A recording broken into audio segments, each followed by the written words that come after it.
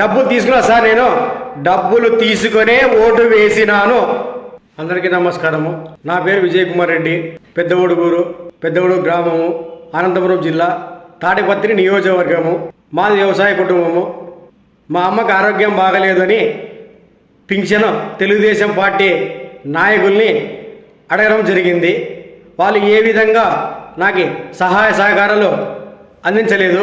ఆమె పరిస్థితి మానసికంగా బాగాలేదు, అందువలనే పింఛను అడగడం జరిగినది. పింఛను కోసము ఎంతమంది అడిగినా కూడా ఎటువంటి రెస్పాన్స్ లేదు.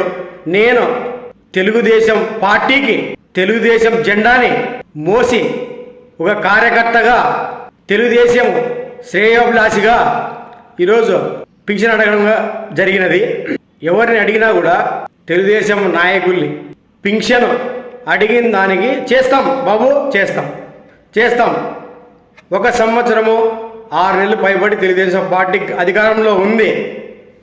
ఈ రోజుకి సార్ అది జేసీ అస్మిత్ రెడ్డి గారు ప్రజల చేత ప్రజల కొరకు ఎన్నుకోబడ్డ నాయకుడిని ఏమంటారు సార్?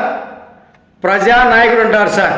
మనకు ఉండేది 4 మండలాలు: పెద్దవడుగూరు, యాడికి, పెద్దపొప్పుడు, తాడిపత్రి. సార్ నేను మీ వెంట తిరిగినాను సార్. ఒక కార్యకర్త ఆవేదన ఏ విధంగా ఉంటుందంటే, మనిషి చేయకపోయినా పర్వాలేదు, మీరు మాకు పింఛన్ ఇకపోయినా పర్వాలేదు, మాలాంటి పేదవాళ్ళని మీరు దయతో చూడండి సార్. మీరు అనొచ్చు డబ్బులు తీసుకొని ఓటు వేసినావు కదా అని.